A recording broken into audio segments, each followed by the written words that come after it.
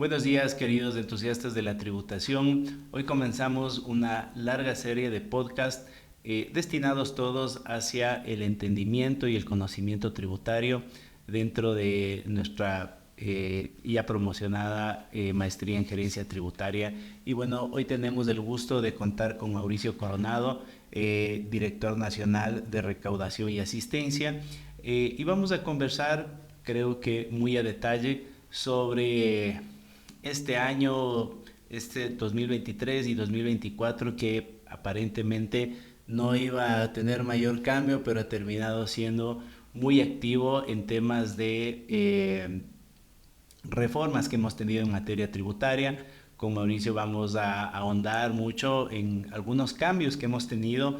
Uno, empezando con la ley de eficiencia económica, que nos trae algunos cambios, algunos ajustes, digamos, algunos aspectos que vinieron a limar las esquinas de ciertos temas, otros aspectos muy novedosos que ya Mauricio nos irá comentando, y cerraremos un poco con esta ley para enfrentar el conflicto armado, que más bien tiene un sentido recaudatorio. No todo está, al momento que estamos grabando este audio, no todo está, digamos, ya en vigencia, pero de alguna forma Mauricio nos irá comentando qué temas, cuándo van a entrar en vigencia y un poco qué hace falta para su implementación. Entonces, sin más, Mauri, un gusto tenerte con nosotros. Es para nosotros un verdadero honor contar con tu presencia y sobre todo tu conocimiento en estas reformas. Sí, un saludo cordial a todos los que nos escuchan y nos ven. Pues realmente a nombre de la Administración Tributaria siempre es un gusto compartir pues y de primera mano pues aquellas reformas que se han ido generando, que como tú bien lo dices, durante el 2023 y 2024 pues han sido básicamente dos normas las que están vigentes al día de hoy, y quizás estamos esperando la última, que ya es esta última ley que saldrá pues ya con las nuevas contribuciones, ya esperamos ya en los próximos días. Sí. Así que pues con mucho gusto estamos a las órdenes y empezaríamos un poco a comentar los temas.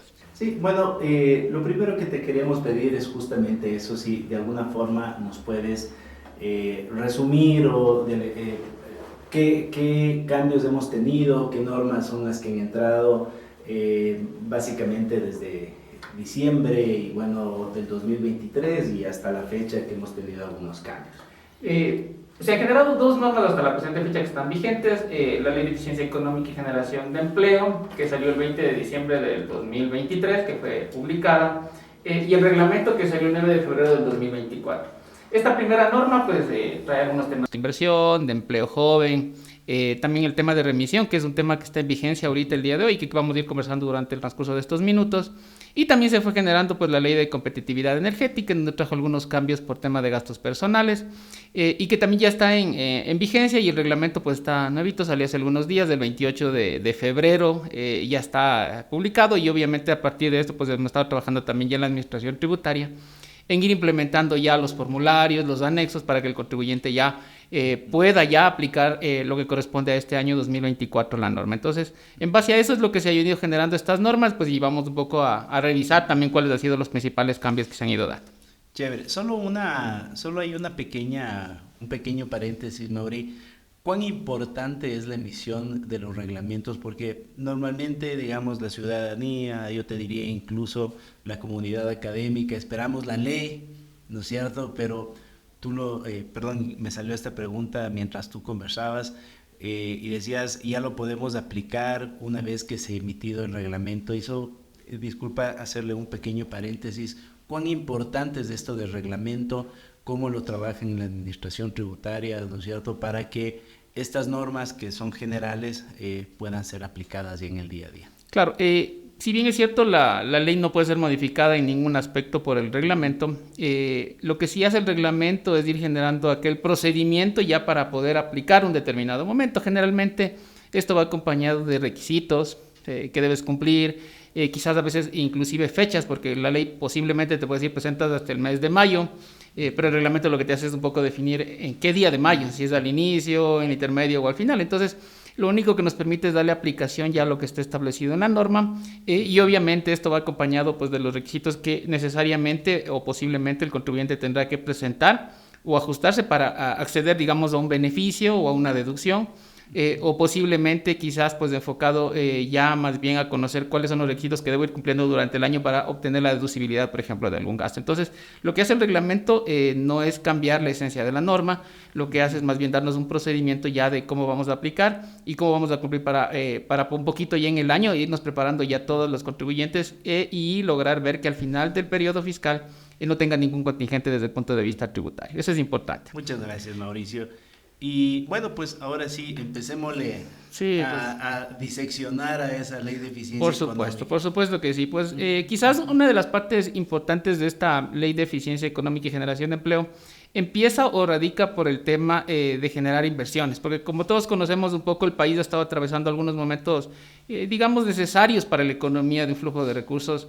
Y esto generalmente no solamente se da desde el ámbito fiscal, porque hay que entender que la normativa muchas veces lo que hace es aplicar algunas políticas tributarias enfocadas no solamente en el tema recaudatorio, sino también en buscar que a través de la reactivación económica se vayan generando otros factores, como por ejemplo el empleo, que es uno de los factores importantes que todos los gobiernos siempre están preocupados. Y lo que hace esta norma es, por ejemplo, empezarte a generar algunos ingresos exentos por algunas nuevas inversiones. Entonces, ¿qué es lo que te dice la norma? Que pues, generalmente se ve enfocado en ciertos aspectos. Empecemos con uno, por ejemplo, te dice si tú te dedicas a generar energías limpias, renovables, no convencionales, y si tú tienes actividades relacionadas con la producción, industrialización, transporte, abastecimiento pues de gas natural y de hidrógeno. Fíjate, Juan, que en estos días ya estamos hablando de una palabrita que dice hidrógeno verde, entonces quizás es un tema bastante importante que antes no se lo hablaba en el país. Entonces estamos hablando ya de un tema, un término bastante nuevo, así como hablábamos de energía eólica, energía hidráulica. Imagínate, hoy estamos hablando de este concepto de hidrógeno verde, y es un poquito quizás para la gente que nos está escuchando, ya es un momento que a veces en la academia también nos pongamos a investigar este otro tipo de recursos que a veces ya están manejando en otros países. Ahora, ¿qué es lo que hace la norma? Te dice, claro, si tú te dedicas a estas actividades, te vamos a dar una exoneración, tus ingresos van a ser exentos durante 10 años, y fíjate la ventaja que tiene, porque claro, esto empieza a partir de que tú ya empiezas a generar ingresos grabados, por decirlo de alguna manera, pero se convierten en exentos basados en la norma, y durante estos 10 años, pues básicamente lo que harías es no pagar estos ingresos por este valor de esta inversión. Obviamente, tiene que ser una inversión nueva. No basta con que tú simplemente ya tengas una actividad económica, de pronto le hagas líquido esa plata y lo vuelvas a poner eso. No, tiene que ser una inversión nueva. Ese es el quid o el tema del asunto en las inversiones. Siempre tiene que ser recursos frescos para que pueda funcionar. Sí, le podríamos ver un listado así muy rápido de qué industrias entrarían en esta exoneración. Claro, básicamente ahorita no está enfocado en un tipo de industrias, pero lo que sí te dice la norma es que, por ejemplo, si tú te dedicas a generar estas energías renovables, básicamente entrarías dentro de este grupo. Y lo que sí te da, por otro lado, es que cuando tú te dedicas al tema del gas natural y este tema del hidrógeno, te dediques o estés relacionado básicamente con lo que tú produzcas, industrialices, transportes, abastezcas y comercialices. Entonces, toda la cadena, si te dedicas a estos temas, entrarías dentro de este grupo de inversiones. Bueno, este es un tema tremendamente importante, ¿no? Porque no es solamente el porcentaje digamos, del impuesto a la renta que te ahorras como gasto fiscal, sino también todo lo que está detrás, ¿no? Todo el aparataje de llegar, por ejemplo, ahora estamos haciendo los cierres fiscales en la mayoría de empresas y bueno, todo eso implica un costo, ¿no? Entonces eso yo creo que es importante también que, digamos, se mida todo esto, ¿no? No es solamente el porcentaje, sino todo lo que implica también cumplir. Entonces, digamos, estarías unos 10 años un poco sin ese dolor de cabeza. Claro, básicamente lo que hace la norma, si tú te pones a pensar en términos ya numéricos y nos vamos un poco, yo siempre digo que la norma a veces lo que se va generando es con un fin justo extra fiscal. O sea, lo que está buscando el Estado es que a través de estas inversiones la gente pueda tener trabajo, y si la gente tiene trabajo tiene recursos, y si tiene recursos puede consumir dentro de la economía. Claro. Y es un círculo bastante bueno, virtuoso dentro de la economía, porque claro, si tú tienes trabajo y tienes recursos, pues en el momento que compras vas a poder pagar el IVA, por ejemplo, y el Estado va a recaudar quizás de otra manera. ¿Sabes qué? Teníamos hace algún tiempo también régimen de exoneraciones, tú sabes, el 9.1 que cada vez iba aumentando. que sí termina siendo positivo. Yo la verdad es que ese es uno de los temas que más me entusiasma, digamos, como ciudadano, este tema de las exoneraciones. Y yo creo que sí es importante que los emprendedores, los empresarios, pues tengan claro, ¿no? Esta parte, por eso, perdón que me metí en él para complementar este tema, sí termina siendo un beneficio tremendamente importante.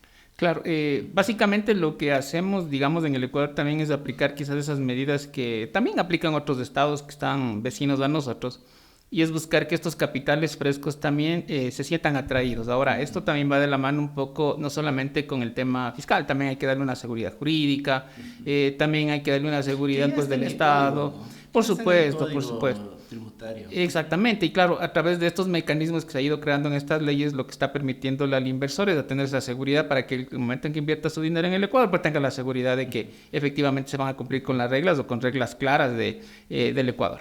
Imagínate que también hay un tema interesantísimo que es este tema del turismo, porque todos conocemos que quizás a raíz del tema de la pandemia, pues se vio bastante afectado este sector.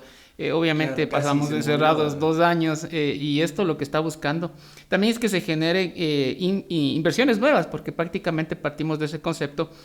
Claro, y este momento lo que la norma está estableciendo es que esta inversión al menos de ahí sí te pone un monto que al menos sea de $100,000. O sea, te dice al menos de $100,000 y que por lo menos ese 10% de los $100,000 estén destinados en temas de turismo rural, o sea, se vaya al sector rural.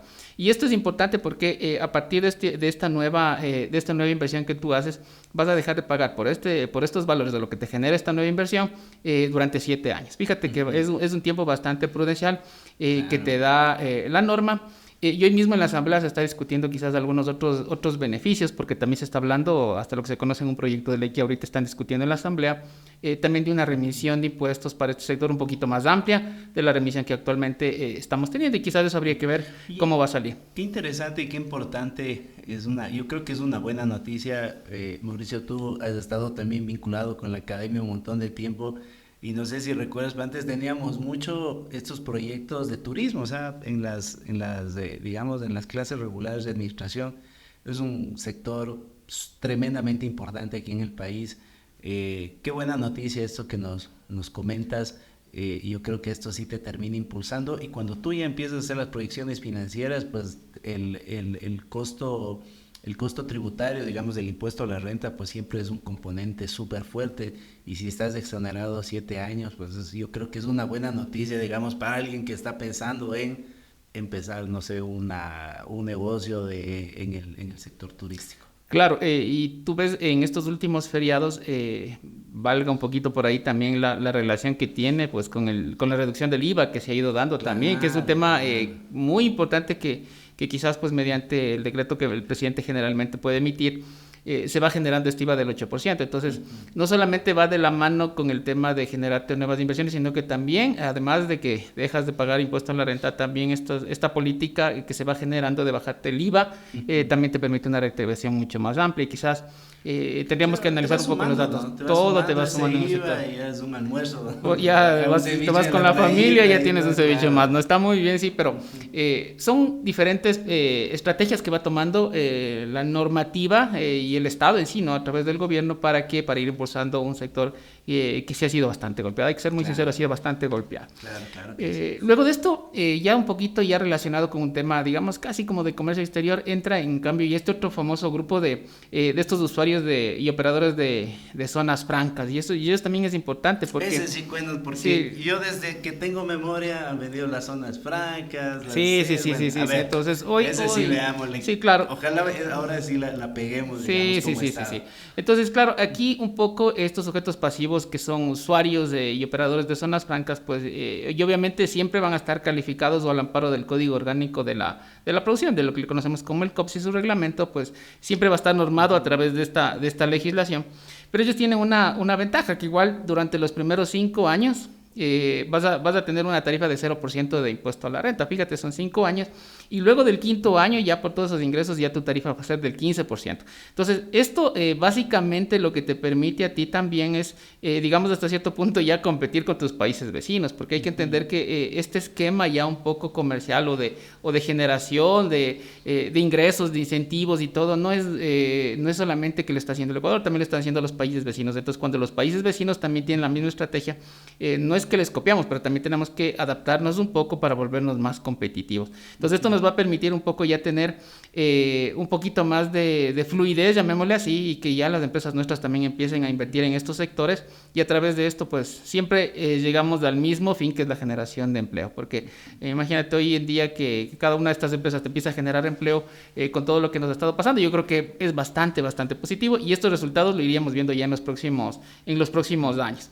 Y además de eso, pues fíjate que esta norma de la ley de eficiencia económica te empieza a dar algunas otras ventajas desde el punto de vista ya tributario, porque te empieza ya a pensar que así como te genera inversiones, las inversiones van acompañadas un poco también de la contratación ya de personas. Entonces se pone a pensar también el Estado y dice, oye, pero ahora sí tengo que ver el grupo quizás que está un poquito necesitado más también de trabajo, llamémosle así, y se pone a pensar en los jóvenes. Entonces, y los jóvenes y dice, voy a crearme esta norma ya de incentivos, y ahora les voy a dar un incentivo más.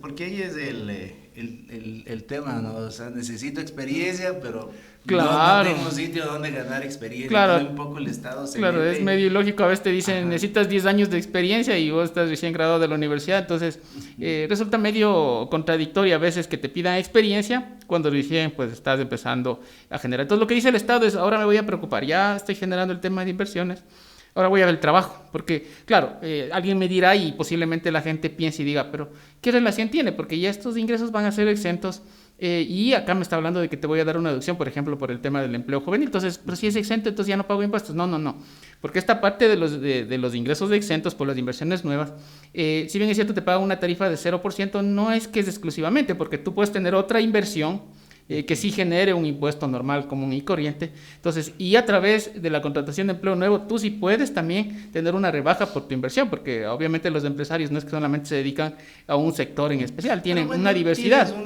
Digamos, una empresa que esté existente, digamos, que no entra en estas exoneraciones, y bueno, a ellos les va a ayudar muchísimo, ¿no? Correcto. Entonces, lo que te dice la norma es algo que fundamental, te pone la edad, te dice primero que es un joven, ¿no es cierto? Entonces dice, verás, un joven es de entre 18 y 29 años, entonces ya salimos nosotros por un año, creo que no avanzamos dentro de este grupo, pero bueno. Claro, y lo que hace la norma es decirte, te voy a dar una deducción adicional del 50% de todo lo que le pagues a estas personas, por todos los rubros que pagas. Claro, te pone en condición el 50% de deducción adicional. Entonces, por poner un número, decir, por si le pagas 1,000, tú vas a tener, además de la deducción normal de los 1,000 por sueldos, digamos, vas a tener $500 adicionales ya para bajarte la base imponible. Entonces, sí es un 50% bastante beneficioso en el momento en que calculas la base imponible.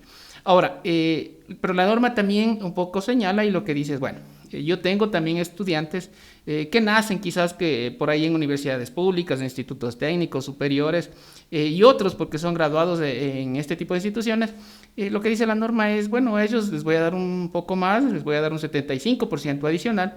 Quizás la norma distingue pues un alumno que posiblemente, si nos vamos al caso en específico, se gradúa en la universidad en la ULA, y quizás por ahí tenemos algún otro estudiante que se gradúa en una institución del sector público. Lo que dice la norma es, bueno, vamos a darle una posibilidad a la persona que esté en el sector público, y le vamos a dar un 25% más adicional, que llega a ser un 75% en relación a la otra persona. Pero esto es importante. Ahora, claro, las condiciones, como conversábamos al inicio, eso es importante, porque el reglamento sí lo que se te hace es normarte.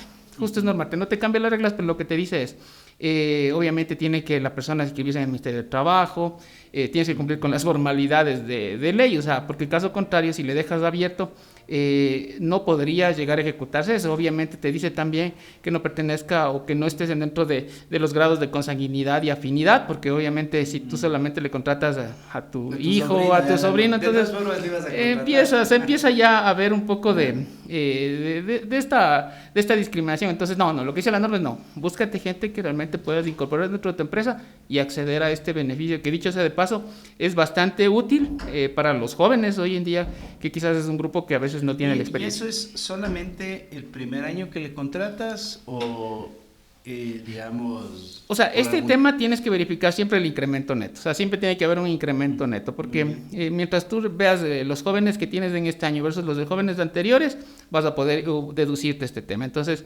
siempre vas a hacer esa comparación. Entonces dices, hoy tengo 2 y antes no tenía ni uno, entonces tu incremento son los 2. Entonces tienes que ir haciendo esa evaluación periódicamente para ir determinando este incremento. Vas incrementando. El otrora incremento neto. Exactamente. Entonces, es esa relación es la que tú un poco tienes que hacer. Por si acaso ese. Sí, por supuesto, ya el incremento neto ya no tenemos. Y otro grupo que quizás pues enfocado con temas, digamos también de hechos que son de conocimiento público, posiblemente darle la oportunidad a aquellas personas que también estuvieron privadas de la libertad.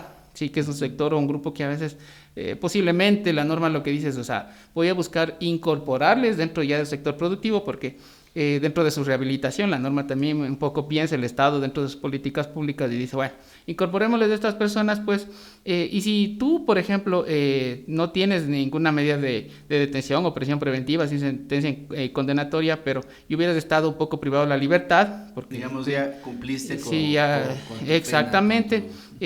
Puedes contratarle, pero y además de eso te voy a dar una deducción del 50%. Entonces, fíjate que este es un tema interesante porque también ingresan algunas personas que tienen este régimen semiabierto, que a veces tienes que ir a cumplir un horario de prisión y otras veces un poquito poder salir a trabajar. Medidas sustitutivas. Sí, tú tienes eso y también no solamente a estas personas, sino también a los cónyuges, a las parejas de unión de hecho. También les permite tener una adición del 75% adicional. Fíjate, entonces del 50 al 75% para estas personas privadas de la libertad es una política que me parece positiva. Es complejo, para ¿no? incorporar. Para ese tipo de personas, sus familias, es difícil, digamos, muy difícil sería incorporarte como al sector formal, ¿no? Y si tú te pones a pensar también, o sea, obviamente es un poco rompernos de ese paradigma que a mí me parece importante como sociedad. De que claro, el momento en que tú le pidas de pronto a alguien no sé, su récord policial o alguna cosa por ahí, a pesar de que tenga algún antecedente, tú puedes pensar que estas personas también se pueden incorporar dentro de la sociedad y es lo más beneficioso para todos, porque si estas personas se incorporan, pues prácticamente toda la sociedad gana, porque no solamente, como te decía al inicio, un tema fiscal, sino también una política quizá de extrafiscal que lo que busca es que la sociedad un poco se conforme y se mantenga ya en un estado un poco más pacífico, porque hoy estamos pasando algunos temas bastante complicados. Y claro, además de esto, hay otros sectores también que se ven beneficiados por estas deducciones, por ejemplo, aquellas personas que tienen que pagar pensiones alimenticias, ¿sí? Entonces estas personas, si tú contratas a alguien que tenga que pagar pensiones alimenticias, también tienes una deducción adicional del 50%, y hay sectores que son muy importantes, que por ejemplo, si te vas al enfoque de la agricultura o la construcción, a ellos les vas a dar una deducción del 75%. Entonces, el Estado está pensando quizás en los sectores de la economía, porque nosotros en el Ecuador mayoritariamente somos agrícolas, es una industria muy importante, entonces también le está dando beneficios tributarios a estos sectores. ¿Para qué? Para poder reactivarnos y que quizás pues todos podamos salir adelante. Claro, bueno, en el tema agrícola, como es cíclico, a veces son renuentes a un contrato formal, ¿no? Entonces un poco esto te compensa, ¿cierto? Correcto. Entonces, y también les da una cierta ventaja a las empresas porque, claro, el momento de tú contratar ya a ciertas personas, los impuestos tuyos en relación, digamos,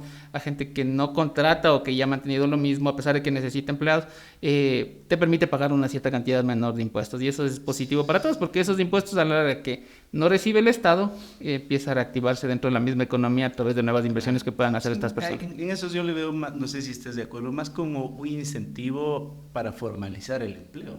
Sí, también es bueno. Claro que sí, por supuesto, si le ves desde el punto de vista de formalización, es tan importante porque, claro, obviamente para obtener estos beneficios ya dentro de las deducciones de tu impuesto a la renta, tiene que estar necesariamente el trabajador formalizado ya en la seguridad social. Y esto obviamente quizás una cultura muy sana, porque claro, digamos que tuvieron algún accidente o algo, si una persona está asegurada, pues va a poder acceder a todos los beneficios que te da la seguridad social.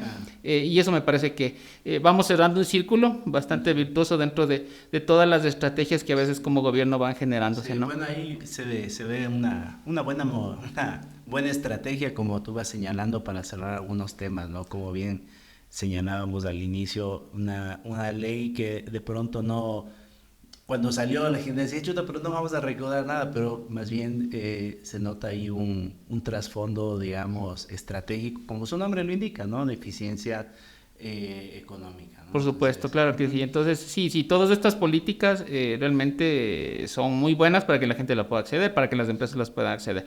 Y aparte de esto, fíjate, Juanito, que tenemos otra ventaja que también hoy te están dando un beneficio del 150% adicional por temas de promoción y publicidad. Entonces, ya teníamos un listado que tú podías un poco generar, digamos, ciertos auspicios, a temas como deportistas, a estudiantes de bajos recursos económicos, quizás por ahí algunas entidades educativas, pero se van incrementando algunas otras, ya se va ampliando un poco más este abanico, digamos, de posibilidades donde tú puedes generar este tema de promoción y publicidad. Y por ahí, por citarte algunos, por ejemplo, ya también podrían acceder o ser beneficiarios de estas inversiones de promoción y publicidad, algunas sin fines de lucro, que por ejemplo se dediquen a temas de personas con discapacidad. Por ahí también tenemos el tema de personas que tengan enfermedades o catastróficas raras o huérfanas.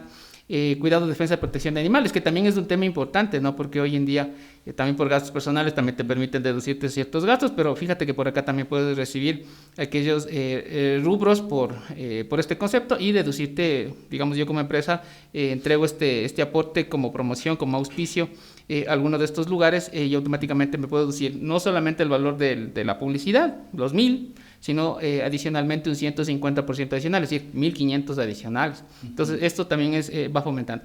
Y algo que me parece importante que también está en la ley es que justo como estamos pasando en esta coyuntura un poco de seguridad, también le permite recibir a la Policía Nacional también materiales y suministros, que es lo que te dice, equipamiento y suministros, que es lo que te dice la norma, como donaciones. Entonces, claro, como te decían, oigan, donemos alguna cosa y, digamos, tú donabas y digamos, esas donaciones no...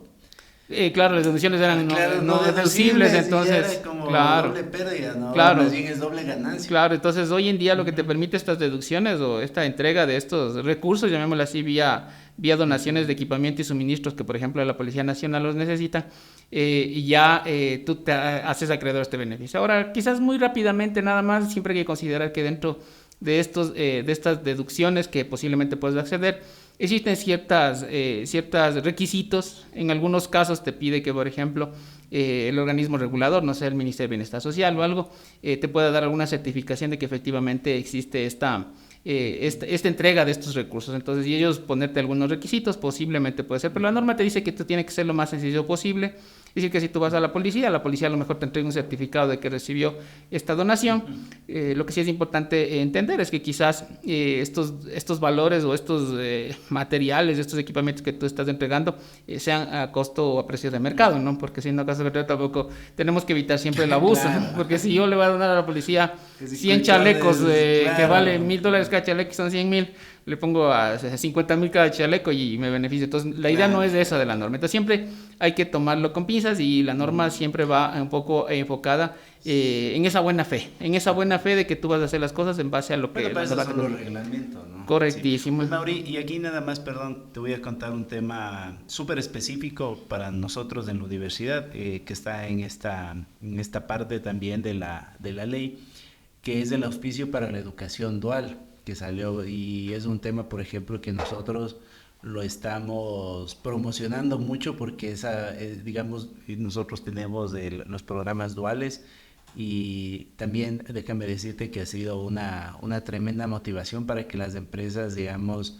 se animen para contratar estudiantes que están en su formación. Ese también es un tema que está en la norma, que es muy específico y bueno, te contaba nada más Sí. Claro, obviamente hay que ir entendiendo el contexto porque claro, el gobierno actual hay que ir entendiendo y leyendo también las políticas públicas que se van generando ya dentro de cada de cada gobierno, porque eso también es importante ir dando una lectura.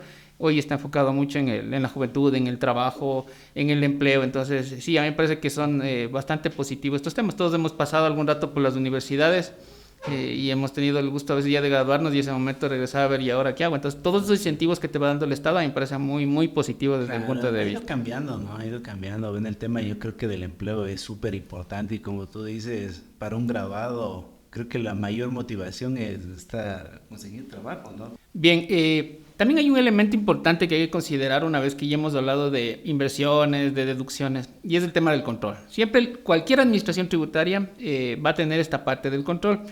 ¿Por qué? Porque siempre hay que cuidar un poco el tema de la evasión, de la elusión, de la planificación tributaria agresiva dentro de las operaciones de los contribuyentes. Si bien es cierto, la norma entrega estos beneficios, también por otro lado pues empieza a generarte un control. Y dentro de esto entra la bancarización. Entonces, entendido la bancarización como aquella obligación que tenemos de empezar a utilizar algún medio de pago en donde pues un poco pueda quedarse de forma visible que efectivamente se realizó la transacción. Y ahí quizás un poco yo creo que siempre es importante ir conversando algunas experiencias porque claro, a veces cuando se generó esta norma de bancarización que empezó con $5,000, luego bajó a 1,000 y hoy está en 500, siempre decías, aquí está el cheque emitido. Entonces, si yo te entregaba el cheque y decía, ya, con eso puedo justificar que bancaricé. Pero cuando ibas a revisar estas operaciones y le veías el cheque en la parte posterior, era cobrado a veces por la misma persona de la empresa o por la esposa. Entonces, carecía de una realidad económica estas operaciones. Entonces, si bien es cierto, la norma un poco ha ido cambiando y estas revisiones las hace la Administración Tributaria para que la bancarización se pueda cumplir, sí es importante que además de una buena bancarización que utilicen el sistema financiero, los contribuyentes también revisen que cumplan con el tema de facturación, de comprobantes de retención, de que sustenten con sus contratos, por ejemplo, a mí me parece un tema muy importante, y sobre todo pues que en algún determinado no se despreocupen del tema de la realidad económica, porque ese es un hecho que a veces no es menos importante. Por ejemplo, a veces en bienes es mucho más fácil entender el tema de la realidad económica. Cuando tú coges y dices, bueno, voy a vender esta refrigeradora, aquí está la refrigeradora, vino de mi inventario. En servicios a veces puede resultar un poco más complicado. Pero yo digo, también vas dejando huellas. Si, por ejemplo, tú eres un abogado, también cómo puedes demostrar esta realidad económica con los escritos que haces, con las comparecencias que vas. Siempre hay documentos, contratos. Entonces, esto nunca hay que descuidarse dentro del control. A mí me parece que es un tema bastante importante. Que le da bastante fuerza, ¿no? Porque, bueno, y alguna vez también discutiendo, decíamos, oye, pero chuta, entonces a veces te toca sacar cheques por $1, o sea, literalmente a veces te toca pagar cosas cuando haces el proceso de cuentas por pagar de $1. Entonces, yo la verdad es que le veo positivo el tema y bueno, ahora es difícil, ¿no? O sea, el dinero, o sea, es medio, yo te diría, es medio raro que tú vayas a comprar como persona, digamos, natural, peor una compañía que vas a comprar algo de $400 en efectivo. Termina siendo ya una transacción muy y hoy muy mismo, rebuscada. claro, y hoy mismo que chuta, si sales con $300 del cajero ya te pueden, no, entonces no, más bien esperas que esto no suceda, utiliza el sistema financiero. Que es un buen número, aunque yo te digo, sí. no es común una transacción en efectivo. Hoy ya más de $100 ya hoy es bastante complicado, inclusive hasta el taxi terminas pagando ya con una aplicación. Entonces, quizás esto es bastante positivo. Yo creo que nos da y nos permite también como país, y eso quizás entender, que empieces ya a utilizar o a acceder mucho más al sistema financiero, que a la larga no deja de dar también una solidez al Estado cuando tú empiezas a tener un sistema financiero fuerte, ¿no? Entonces, también esto le permite al banco empezar a tener sus transacciones, a generar sus utilidades. Todos terminamos ganando con cualquier política que vas a implementar. Luego de esto, y quizás me quisiera ya pasar un poco al tema de algunos cambios que se fueron dando por tema de impuesto a la renta de gastos personales. Y de aquí nada más, solo por recordar, pues ya... No, perdón, de la disminución que tenemos por gastos personales. Sí, tenemos por gastos personales. Entonces, la rebaja fiscal. La rebaja, antes era una deducción, hoy es una rebaja. Entonces, y eso es importante entender para que todas las personas que nos están escuchando un poco entiendan cuál es la diferencia. Antes era una deducción, ¿por qué? Porque, digamos, me cogía ingresos, menos costos y gastos, menos gastos personales, llegaba a una base imponible, más o menos así. Hoy no, hoy ya hago ingresos, menos costos y gastos, llego a la base imponible, calculo el impuesto y luego de eso me resto ya la rebaja. Entonces, directamente al impuesto. Entonces, y aquí son las dos condiciones fundamentales. La primera, que quizás la persona pues sea dependiente, ¿no es cierto? Sea mi dependiente, es decir, y depende económicamente de mí, sea parte de yo del sustento de la persona. Y dos, un poco que esta persona no tenga ingresos grabados, y quizás uno de los cambios que se dieron ya en la última reforma es que efectivamente estos ingresos grabados te pone como una base.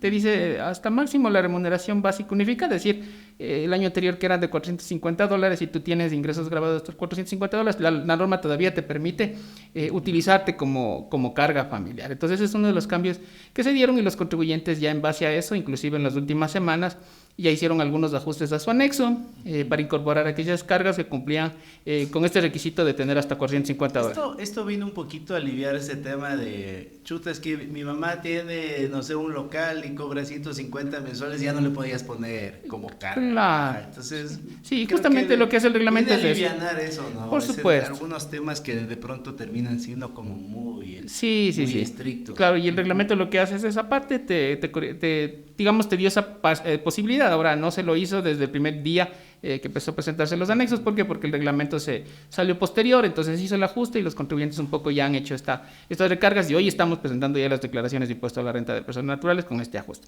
¿Cuál es el cambio fundamental? Que anteriormente, pues estas personas que tenían enfermedades catastróficas raras podían deducirse hasta 20 canastas. Sí, entonces hoy no, y la norma amplió, dijo que puede ser hasta 100. Entonces ese es un tema bastante beneficioso para las personas también que un poco puede estar en alguna condición de vulnerabilidad. Y quizás por ahí, pues, hablar nada más, ya habíamos puesto algún ejemplo práctico de cómo funciona este tema de los gastos personales. Nada más yo tengo que evaluar estas dos variables, quiénes son, para que esta persona sea mi carga familiar. ¿Tiene ingresos grabados? Entonces sí tiene. ¿Hasta qué monto? ¿Hasta $450 o $460 en este año 2024? Sí, está por debajo, entonces ya cumple el primer requisito. Segundo, ¿es mi dependiente? Sí, es mi dependiente, entonces si cumple las dos condiciones, este año puede ser mi carga familiar. Y automáticamente lo que hago es comparar. Entonces, una vez que tengo mis cargas, yo digo, a ver, entonces voy a intentar ver cuál es el número de canastas básicas con las cuales canastas básicas unificadas con las cuales yo voy a poder trabajar. Entonces la norma te pone un listado y te dice, si tienes 0 cargas, por ejemplo, si yo no tuviera cargas, ni una sola, voy a poder deducirme hasta 7 o poder utilizar hasta 7 canastas básicas familiares. Fíjate que la norma también considera no solamente a aquellas personas que tienen cargas, sino también a los que no tienen cargas. Te dice 7, calculas el valor de acuerdo a la canasta básica del mes de enero del año en que tengas que liquidar, y luego de esto, ya una vez que haces este cálculo, regresas a ver y dices, ahora sí, déjame ver cuántos comprobantes he tenido. Fíjate la importancia. Entonces dices, pero digamos que por este lado del cálculo de las canastas te sale, voy a poner un número sencillo para que la gente nos entienda, 5,000. Pero te vas acá y dices, en comprobantes tengo 4,000. Entonces lo que dice la norma es, tómate el menor. Entonces me cojo lo de los comprobantes. Entonces, ¿por qué es importante pedir los comprobantes? Es justamente por esto. Porque si yo hubiera tenido al menos los $5,000 en comprobantes, yo ya me hubiera podido acceder al total o al monto tope que la norma me permite. Entonces, que se facilita un montón, con la facturación electrónica, ¿no? A veces la gente dice, no, es que me demoro, ¿no? La facturación electrónica te llega a tu portal, digamos, y lo tienes ahí. O sea, es súper importante, como tú dices, pedir el comprobante. Claro, y fíjate que en este caso, cuando es un tema de gastos personales, ni siquiera tú tienes que archivarle, digamos, tu información en este caso, porque en el mismo anexo se te presenta. Claro. Entonces es una ventaja adicional. Entonces tú lo único que haces es ingresar tu número de cédula, el número de cédula de las personas que son tus cargas, te aparecen los comprobantes y tú tienes que empezar a escoger nomás en cuál de los rubros tienes que ponerte. Entonces ya ni siquiera, o sea, en estos casos tienes que guardar. Claro, antes teníamos las carpetitas guardadas y tenía que tener durante los 7 años para hasta que me revise. Yo tengo bonita ahí de recuerdo que dije, voy a dejarlo para acordarme cómo eran los comprobantes físicos. Era la prehistoria. Sí, y quizás ahí un poco para dar clases y decir, vean, así eran los comprobantes, hoy ya son electrónicos, antes así llevábamos. Entonces, pero sí es importante. Entonces, estos cambios son fundamentales en el tema de gastos personales. Y claro, ahí va un poquito de la mano con alguna actualización que se hizo, porque claro, todos sabemos que dentro de los rubros de gastos personales tenemos alimentación, educación, vestimenta, salud y todos estos rubros que nos permite la norma, pero quizás algunos ajustes que se hicieron que van a estar vigentes desde el 2025, es decir, este año todavía, como estamos acostumbrados, va a continuar, pero ya a partir del 2025 quizás ya voy a poder utilizarme en el tema, por ejemplo, solo te pongo un ejemplo, el tema de los intereses de préstamos quirografarios, que es uno de los temas que no existía antes en la norma. Eso sí ya voy a poder aplicarlo, y por ahí también la norma te permite utilizar parte de tus gastos personales, los sueldos y salarios que también pagues de aquellas personas que no estén relacionadas con tu actividad. Esa es de la premisa fundamental. Es decir, pongamos un ejemplo, si yo contrato a alguien que venga a trabajar en mi casa, yo puedo tranquilamente... Servicio doméstico, no sé, de tipo de contrataciones, y lo afilias al IES, pues básicamente... Por ejemplo, te digo, si es que yo contrato, no sé, a un jardinero. O sea, obviamente lo que te habla la norma... ¿Podría considerar ese? No, porque la norma lo que te dice es a que pagues y solamente, bueno, solo que sea tu jardinero y tú le fías al IES. Solamente si está en relación de Entonces, si está bajo relación de dependencia, la fías al IES, o sea, ahí sí vas a poder. Y puede haber que haya casos, ¿no? O sea, sí puede haber que haya casos, porque puede ser que haya una familia que ya le tenga jardinero toda la vida. Entonces, pero bueno, a la larga no deja de ser un beneficio para el señor jardinero, que le afilien al IES y ya. Porque no termina de ser un gasto también para ti. Claro. Bueno, y tenemos otro tema importante que es de los regímenes simplificados. Entonces, no sé si nos puedes comentar con las reformas que salieron relacionados al famoso RIMPE. Ya, bien, el RIMPE es un régimen que lo que busca es un poco, digamos, simplificar el tema del cumplimiento de las obligaciones de los contribuyentes. Y lo que hace la norma aquí es dividir a estos RIMPE. Dice, por una parte existen los negocios populares, por la otra parte necesitan los emprendedores. Ahora, ¿cómo saber cuál es cuál? Si una persona tiene ingresos o empresa tiene ingresos de 0 a $20,000, digamos en este caso una persona natural, esa persona entraría dentro del grupo de negocios populares. Pero si por otra parte, a partir de $20,000 hasta $300,000 de ingresos que tú tengas durante el año, serías un emprendedor. Sí, si superas ese monto o ese umbral de los $300,000, pasas al régimen general, tan sencillo como es. Ahora, ¿qué es lo que hay que considerar hoy? Por ejemplo, hoy que estamos en el año ya 2024 y que estamos ya próximos a presentar la declaración de impuesto a la renta, es que las personas que son RIMPES, emprendedores, las personas naturales emprendedores, ya tienen que presentar su declaración de impuesto a la renta durante este mes, justamente del mes de marzo que estamos. Ya empezó la fecha de vencimiento y hay que considerar el 9º dígito del RUC. Si tú tienes el 1 es hasta el 10, si es del 2 hasta el 12 y así sucesivamente hasta llegar al 0 que es el 28, ya tienes que presentar tu declaración. Entonces en este mes de marzo, ¿quiénes van a presentar las declaraciones? Los RIMPE emprendedores y también las personas naturales que todos conocemos. Ya en el mes de abril, y esto es importante que la gente conozca, entran ya a presentar las declaraciones de los RIMPE que ya son sociedades y son emprendedores, ¿no es cierto? Entonces, estas personas ya van a ingresar ya a presentar desde el mes de abril y quedando únicamente, o sea, aparte de que en abril nos presentan las sociedades que todos conocemos y los RIMPE emprendedores sociedades, ya para el mes de mayo, sí, de este año, ya únicamente me van a quedar los RIMPE emprendedores. ¿Sí? Los contribuyentes más pequeños son los que me van a quedar para el mes de mayo de este año 2024. Ahora, es importante también que la gente conozca y de vez en cuando eche una miradita en el sistema, en servicios en línea para que vea cuáles son las obligaciones tributarias que tiene generadas, porque la administración tributaria... ¿Y cuándo? ¿No? ¿Y cuándo le toca presentar? Entonces, porque la administración tributaria hizo ya una actualización, y eso es importante que todos conozcan, hizo una actualización este año ya de su catastro de RUC. ¿Qué significa esta actualización? Porque la norma, lo que mandaba el año anterior, es que, por ejemplo, ya ciertas personas que antes tenían un régimen RIMPE y el régimen general, que convivían los dos regímenes, hoy ya no pueden. Entonces, hoy si tú tienes una actividad excluyente, es decir, que, por ejemplo, si tú además de tener una actividad RIMPE, tenías una actividad, por ejemplo, de comisionista que no estaba considerada dentro del RIMPE, por esta actividad, este año ya estás en régimen general en todo. Es decir, ya no existen el mixto que existía el año anterior.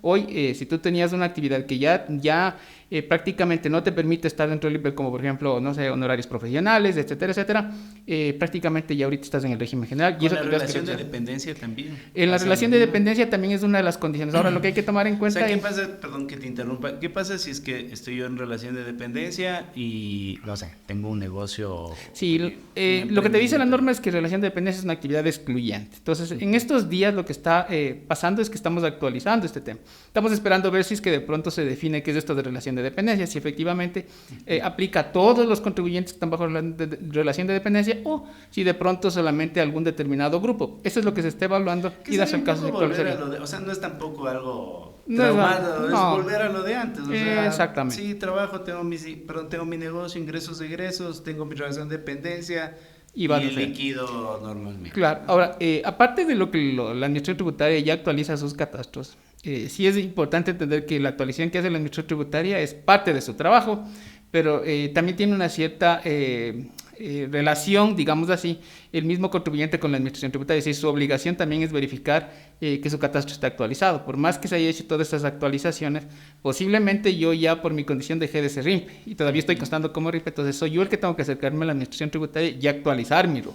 Sí, entonces, eso es importante que la gente conozca, porque si no, caso contrario, piensa que ya porque ya la administración tributaria lo hace de oficio, yo ya no tengo que hacer nada. No, no, no. Es la persona la que tiene que ir evaluando todo el tiempo las condiciones del RIMPE, porque ¿qué pasa si mañana, por ejemplo, yo ya tengo ingresos superiores a $300,000? Hoy, que estamos en el mes de marzo, me fue tan bien que tuve 100,000, 100,000, 100,000.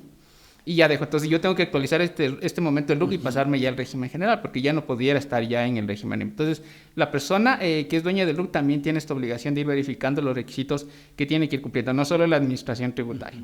Y luego de esto, pues hay algunas otras reformas que se fueron dando que todos conocemos, quizás el tema de pronósticos deportivos. La norma lo que hizo, pues si bien es cierto, ya está o se va a aplicar una tarifa del 15% como un impuesto único. Lo que sí ha hecho la norma es darle una ampliación de plazo a la vigencia de esta norma y va a empezar a regir a partir del 1 de julio del 2024. Y esto, obviamente, hasta que se hagan algunas reformas, algunos cambios en sistemas, un tema de normativa secundaria que tiene que salir, algún reglamento por ahí. Y esto estaría vigente a partir del 2024. Pero es un impuesto único, como algunos impuestos únicos que existen ya dentro de la normativa, que por ejemplo el impuesto a la renta único del sector bananero, el impuesto a la renta único del sector agropecuario, que es otro. Y por ahí tenemos algunos otros sectores. El mismo RIMPE es una especie de impuesto único. Y este de pronósticos deportivos vendría a ser otra forma de tributación. Lotería más también. Loterías y similares, exactamente. Y quizás un tema no menos importante es que justamente los contribuyentes tienen que estar muy pendientes porque yo tengo que presentar mi declaración patrimonial. Entonces yo tengo que hacer mi declaración patrimonial bajo ciertas características que la norma me señala, pero ¿qué es lo fundamental aquí? Es que si bien es cierto existía ya una sanción que te decía que yo te voy a sancionar hasta por el 1% de los activos o el total de ingresos, lo que hace es reformarse esta parte de la norma y hoy sube ya al 2%. Entonces dice, va a ser el 2% de tus ingresos o de tu total de activos en el caso de que tú me ocultes tu patrimonio. Entonces, si yo mañana te detecto que tienes un patrimonio importante y no declaraste o no pagaste o no justificaste, la norma sí te puede llegar a sancionar hasta por el 2% de estos montos. Claro, siempre va a poner un límite que no sea superior al 10% de estos rubros de ingresos o activos, pero lo que sí es importante entender que la norma le da una facultad a la administración tributaria para hacer estos controles. Luego de esto se incorporó algo adicional que ya existía anteriormente, pero hoy, como todos conocemos, pues ya estamos enfocados más en un tema de facturación electrónica. Ya la facturación física, digamos, se queda ya casi que solamente exclusivo para los negocios populares, el resto ya está facturando electrónicamente. Puede el contribuyente hacerlo a través de su propio sistema informático, si no la administración tributaria de manera gratuita lo que hace es entregarte el facturador SRI, con el cual los contribuyentes desde ahí básicamente les pueden facturar. ¿No? Para un negocio pequeño termina siendo muy asequible. Primero es gratis, ¿no? Primero es gratis. Es gratis, está actualizado, es bastante predictivo porque se hizo algunas mejoras. Te jala la información del cliente. Absolutamente todo, o sea, es bastante, y es directo con la administración tributaria, con los sistemas. Me parece que es interesante. Buena herramienta. Y de aquí tenemos algunos datos, ¿no? Porque casi 1.200.000 contribuyentes empiezan a utilizar este facturador en el país. Entonces es un número muy importante de contribuyentes el que utiliza nuestro facturador. Ahora, aparte de esto, pues claro, obviamente ya va de la mano con algunos controles como la no entrega de estos comprobantes. Y fíjate que la norma, como estábamos acostumbrados anteriormente, solo era la no entrega y la entender que yo te cojo la factura física y te paso. Hoy no, hoy te habla también de la no transmisión. Porque acuérdate que en facturación electrónica tenemos que cumplir con 2 etapas. Una es la emisión, ¿sí? Que cuando yo voy a comprar, me emiten la factura. Y otra es la transmisión. Esa que te llega el correo es la transmisión. Entonces, justamente hay una transmisión que haces, o sea, te entrego la factura, te llega tu correo, pero yo estoy obligado a transmitir la factura a la administración tributaria. O sea, son 2 requisitos fundamentales porque el esquema que se maneja en el Ecuador de facturación electrónica es un esquema offline. Es decir, yo emito y luego transmito. Sí, no tenemos el esquema online porque en online sería directamente. Pero sin embargo, pues la administración tributaria ha optado por este mecanismo debido a que puede ser que en algún momento no tengas una conexión interna directa, alguna cosa, pero el rato que tú ya emites el comprobante ya es válido.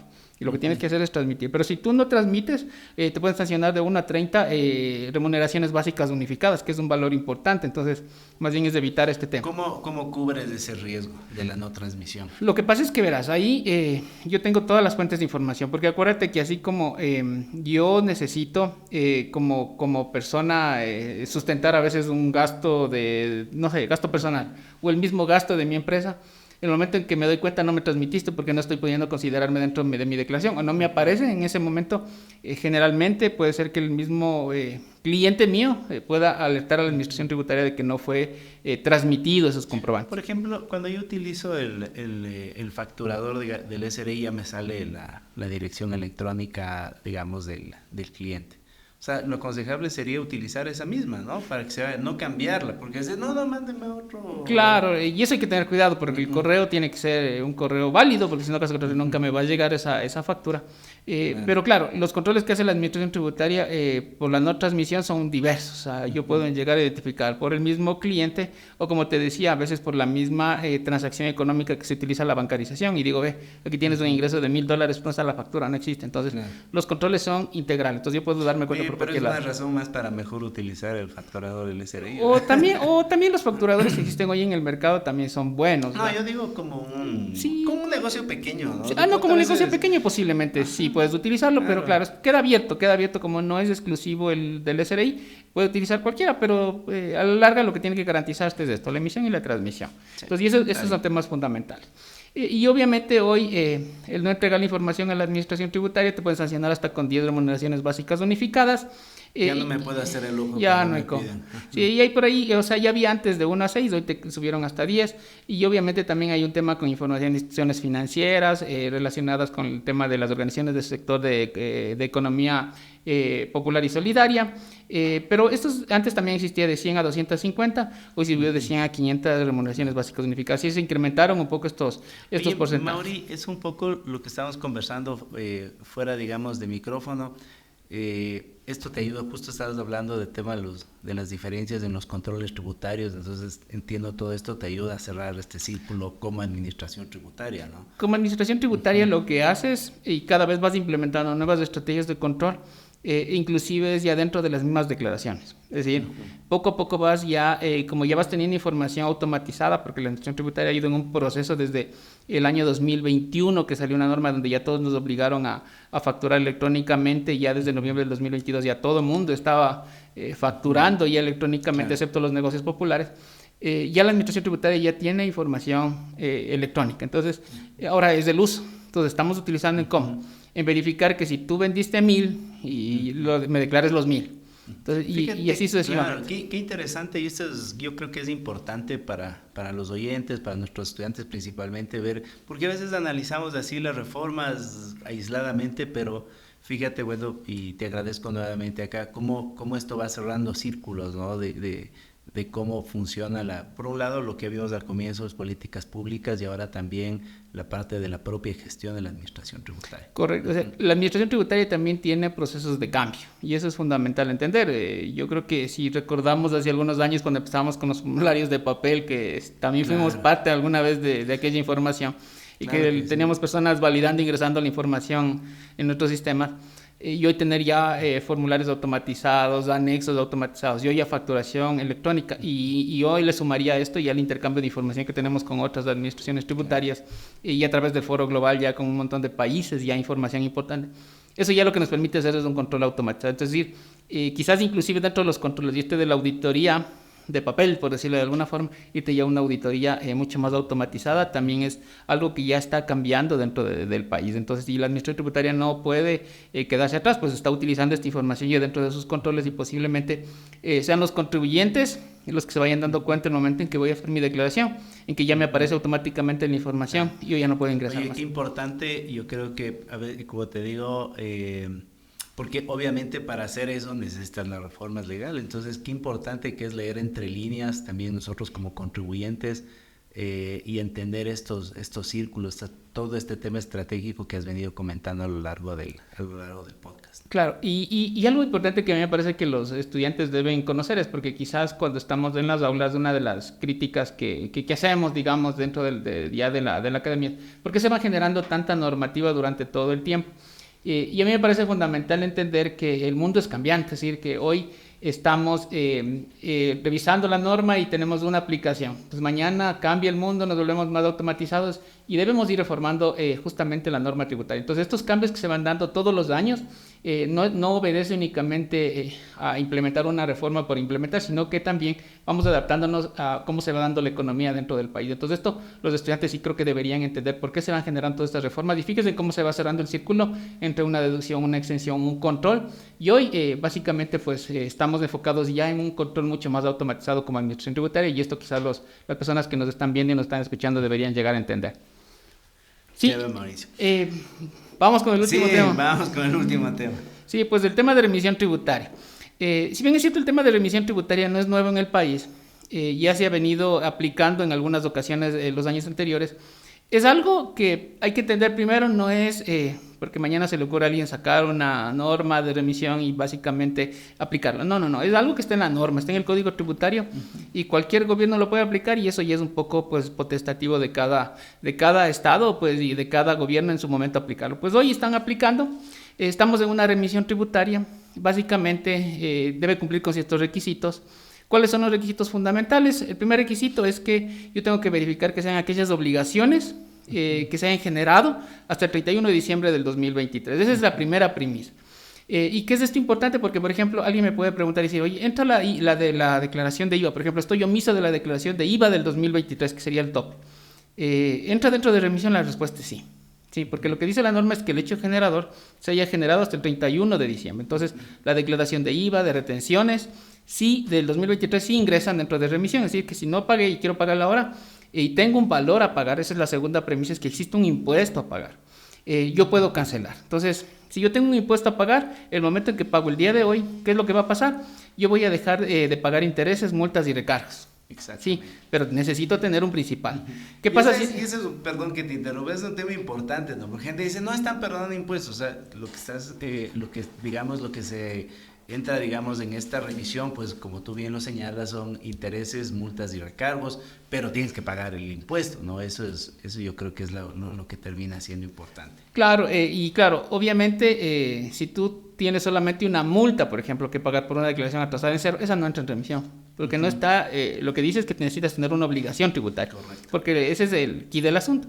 Ahora bien, aquí lo importante es entender hasta cuándo. O sea, tú tienes que irlo haciendo durante todo el transcurso de estos meses, el 31 de julio. Ahora, no es que tengo que esperar el 31 de julio, el último día, y ese día me voy corriendo a pagar. Porque ese día va a estar caído el portal del SDI, ¿no? Va a acercarse el portal, a lo mejor puede pasar lo que sea y no me acojo por dar a esperar. Claro. Tienes que hacerlo desde ahora, o sea, desde ahorita igual. Y fruto de eso, esa definición. Por supuesto, y fruto de eso es que muchos contribuyentes ya se han acogido. Hay un montón de obligaciones, un buen número de obligaciones hasta el mes, hasta la fecha de hoy que estamos, digamos, iniciando marzo ya. Son como $130 millones que ya se han recaudado. Es un valor importante que está sirviendo un poco para un poco aliviar este tema también del flujo fiscal. Y perdón ahí que te interrumpa, yo creo que es importante también que, digamos, como ciudadanos entendamos que también cobrar esos $138 millones habría significado un costo para el Estado. O sea, en juicios, digamos, en acciones de control. Entonces, digamos, un poquito un ganar-ganar. O sea, págueme, yo también me evito ciertos costos operativos. Claro, y hay que entender, porque claro, la lectura de remisión se la puede dar desde varios escenarios, porque quizás posiblemente una de las críticas que a veces tienen es que sí, obviamente estás perdonando, hay gente que está dejando de pagar, pero yo creo que también, evaluemos, porque yo creo que hay que evaluar mucho más allá de eso.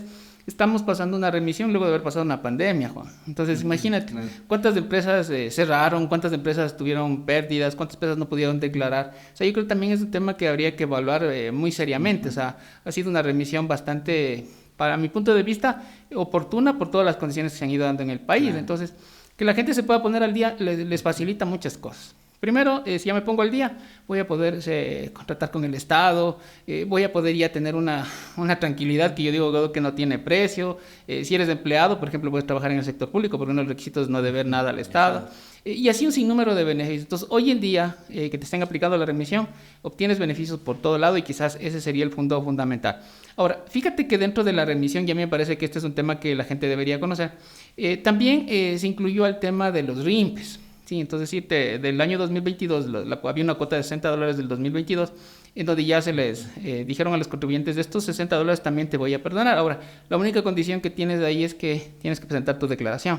Entonces entras, ingresas, haces la declaración, la envías y el formulario automáticamente ya lo que haces luego del procedimiento que sigues ahí, que no es nada complicado, automáticamente esos valores se eliminarían si solamente eres un RIMPE negocio popular. Entonces ya no pagarías estos $60, pero tienes que presentar tu declaración. Y hay algunos otros casos en los que, habiendo presentado la declaración, no pagaste. Esos ya se están justificando automáticamente porque así mandó el reglamento. Entonces, y esos casos, por ejemplo, de RIMPE ya están justificados. Pero si tú tienes una actividad RIMPE y otros ingresos de otra actividad, en ese momento sí debes presentar tu declaración y los $60 se te va a perdonar por la actividad RIMPE, pero de los otros ingresos de las otras actividades tienes que declararla comúnmente. Y si tienes un impuesto a pagar, te van a, a remitir los intereses y las multas porque estamos en remisión. Sí. Y quizás un tema no menos importante y quizás ya casi final, es que en esta remisión se incluyó el tema de los vehículos, algo que no ha habido en remisiones anteriores. Fíjate que este es un tema que a mí en lo personal me parece muy interesante porque había un parque automotor en el Ecuador que no habías regularizado durante muchos años, ¿sí? Y cuando digo un parque automotor no me refiero solo a vehículos, sino también, por ejemplo, a motos. Que tenías tu moto y por ahí ibas escondiéndote porque no pagaste ya la matrícula de un año y de otro año. Y quizás los rubros, como se te van sumando, se te van haciendo bastante fuertes.